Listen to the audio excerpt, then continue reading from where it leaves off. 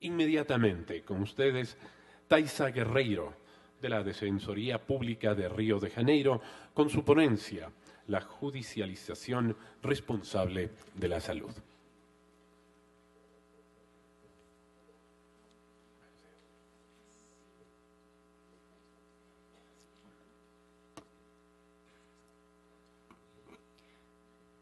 Olá, bom dia. Eu não falo espanhol, então vou falar em português bem devagar, para que todos possam compreender. Cumprimento a todas as autoridades, na presença da ministra, cumprimento demais autoridades, expositores e palestrantes e membros que estão aqui hoje conosco. É um prazer enorme para a Defensoria Pública do Estado do Rio de Janeiro, que representa aqui o Brasil, participar deste evento, colaborando com a nossa experiência. Não sei se traremos respostas para a ministra hoje, mas é a nossa experiência, tem dado certo. Nós estivemos escolhendo bons frutos porque estamos conseguindo judicializar de forma responsável, priorizando as políticas públicas de saúde existentes no Brasil, sem descuidar do direito fundamental à saúde. A judicialização da saúde, ela tem trazido muitos dilemas para os profissionais do direito, por conta da complexidade da matéria, o que muitas vezes pode conduzir a decisões judiciais equivocadas, em descompasso com a própria legislação, com as próprias políticas públicas de saúde e, muitas vezes, em desfavor do próprio paciente. Por isso, todos os estudos que procuram compreender esse fenômeno complexo que é a judicialização da saúde, estão sempre acompanhados de busca por alternativas a essa judicialização que aproximem os profissionais do sistema de saúde e do sistema da justiça, e que buscando também critérios, para a judicialização da saúde, para o julgamento das ações judiciais, critérios esses que priorizem, na medida do possível, a legislação, as políticas públicas de saúde que são estabelecidas pelos técnicos, por aqueles que têm experiência no tema. Nesse contexto, se inicia desde 2008 no Brasil, especificamente no estado do Rio de Janeiro, uma aproximação entre os atores do sistema de justiça e do sistema do direito, da saúde. O objetivo nosso era promover o uso apropriado dos medicamentos por intermédio da racionalização das ações judiciais, sem descuidar do dever estatal de garantir o direito fundamental à saúde, que está na nossa Constituição Federal de 1988. O primeiro acordo, firmado em 2008, foi firmado em 2008 entre as procuradorias do Estado e também do Estado do Rio, do município do Rio e as defensorias públicas. Esse acordo, ele previa a expedição prévia de ofícios pelos defensores públicos para as secretarias de saúde, postulando que esses ofícios, que os pedidos de acesso a medicamentos fossem resolvidos de forma extrajudicial, sem necessidade de ações judiciais. Mas, com a demora em responder os ofícios, essa tentativa fracassou.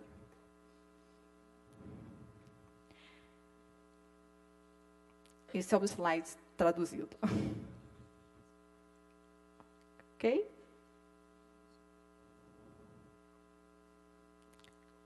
Então, avançou-se para uma nova experiência, a experiência que nós pensamos. E se todos nós, profissionais do direito, profissionais da saúde, sentássemos juntos, no mesmo local, no mesmo espaço, para tentarmos, juntos, construir um SUS, um Sistema Único de Saúde melhor e resolver as demandas da população. Foi, então, inaugurada a Câmara de Resolução de Litígios de Saúde, tá?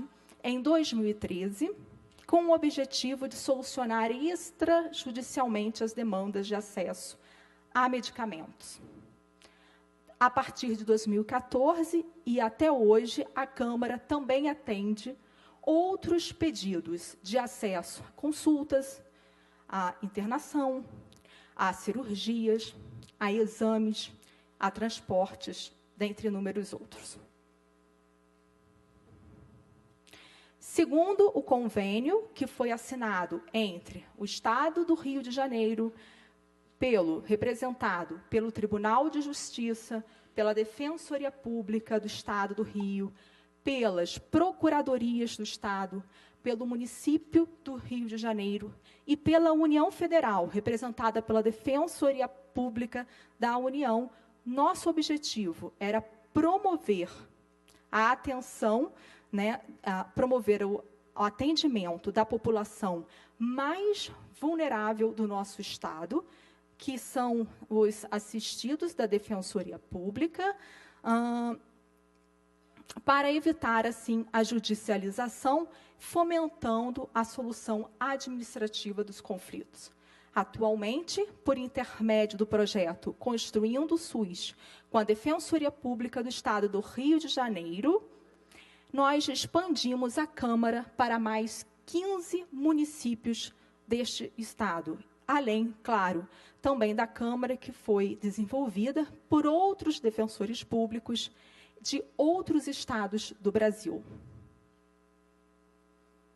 O fluxo de trabalho da Câmara de Resolução consiste basicamente na expedição de relatórios técnicos pelos profissionais das secretarias de saúde, enfermeiros, médicos, farmacêuticos, assistentes sociais, que vão, então, direcionar esses pacientes no fluxo do Sistema Único de Saúde, promovendo a solução administrativa dos casos.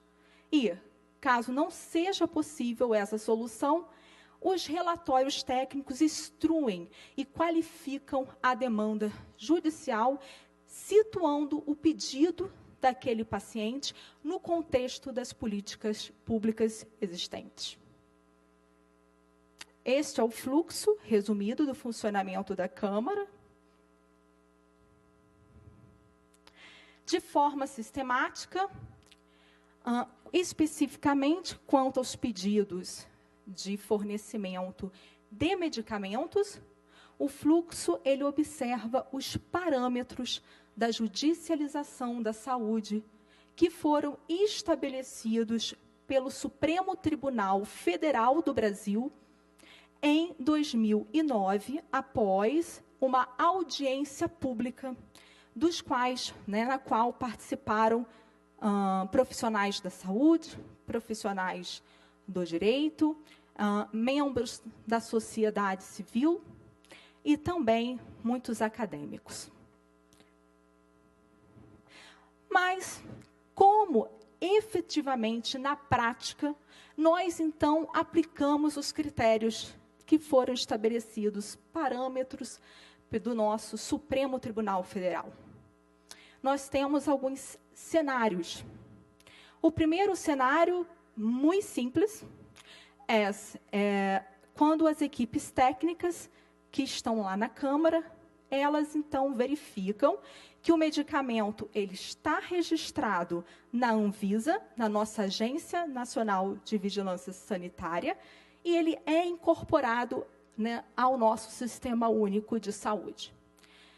Neste caso, muito simples, é claro, o medicamento ele deve ser fornecido ao cidadão.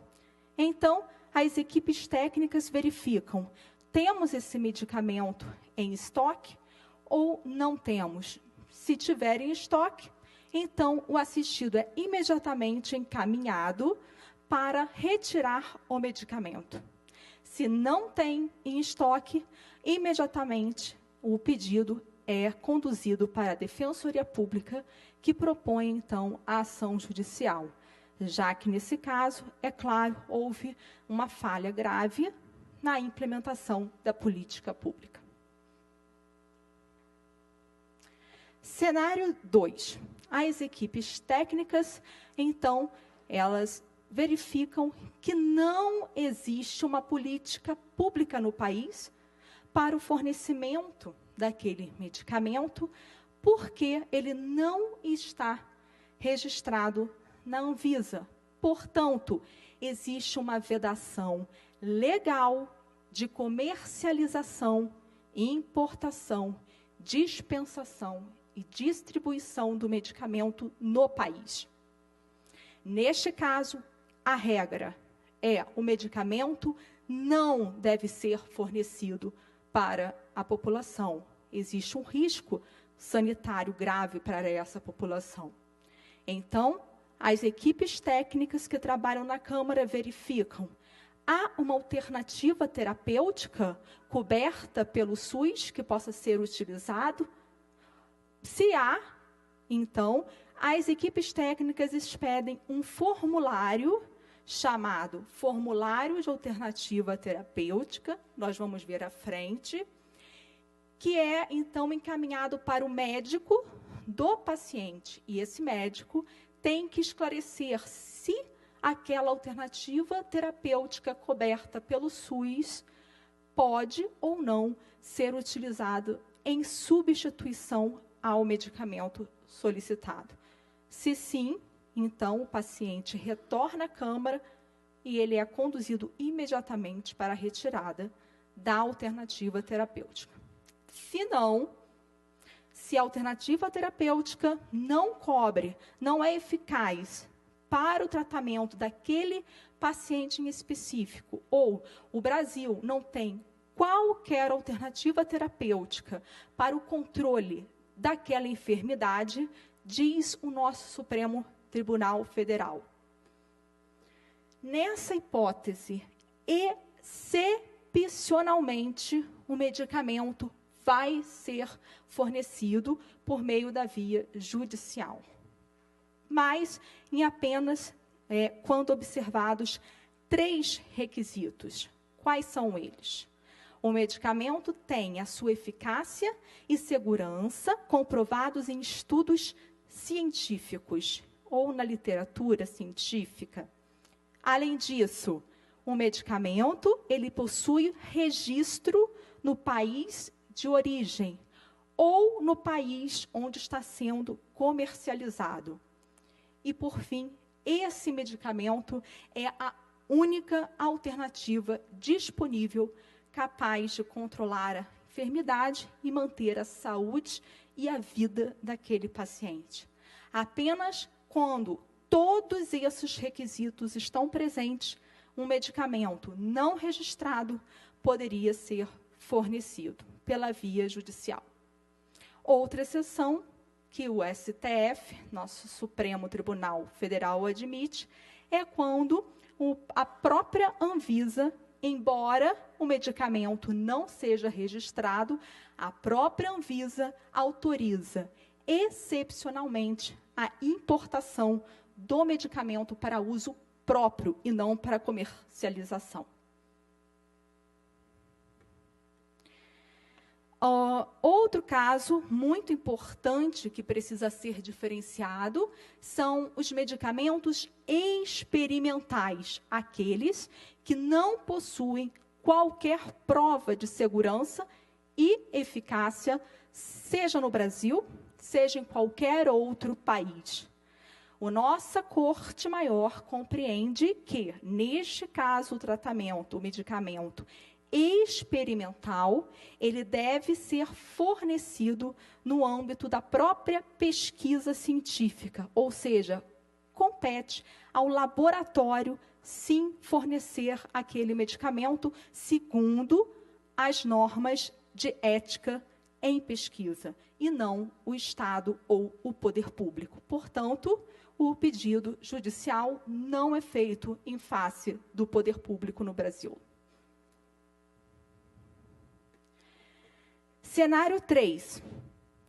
As equipes técnicas verificam que não existe política pública no Brasil para o fornecimento daquele medicamento. Por quê? Houve pedido, embora ele seja registrado na Anvisa, ele não foi incorporado pela Conitec, que é a nossa agência de incorporação em tecnologias no SUS, porque a Conitec, por algum motivo, considerou que ele não era custo efetivo para o país fornecer pelo SUS aquele medicamento. Nesta hipótese, diz o Supremo Tribunal Federal, temos duas opções. A nossa equipe técnica vai verificar, temos uma alternativa terapêutica coberta no SUS? Se sim, vai ser expedido o formulário para o médico assistente. Aceito, então o paciente é encaminhado para a retirada do medicamento. Se a alternativa terapêutica não foi aceita, ou então o SUS não possui qualquer alternativa terapêutica para aquele paciente, o nosso Supremo Tribunal Federal diz que, então, ele vai ser fornecido judicialmente. Cenário 4. As equipes técnicas verificam que não existe política pública para o fornecimento do medicamento. Por quê? Embora esse medicamento não seja registrado na Anvisa, nunca foi solicitada a sua incorporação à Conitec, ou a Conitec ainda está examinando a sua incorporação. Nesse caso, mesma saída.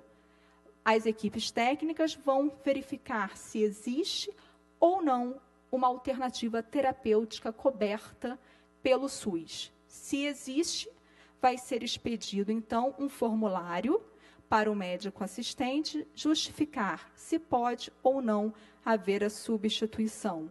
Aceita, o paciente é encaminhado para a retirada do medicamento e não é feita ação judicial.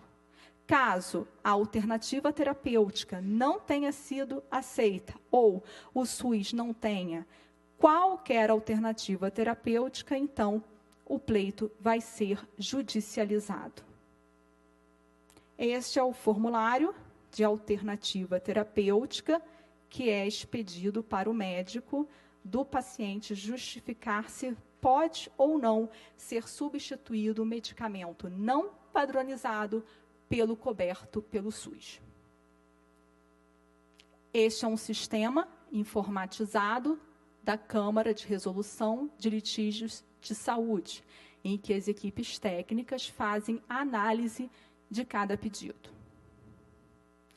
Quais são, então, as possibilidades e as vantagens dessa nossa estratégia, que são chamadas de câmaras de resolução de litígios?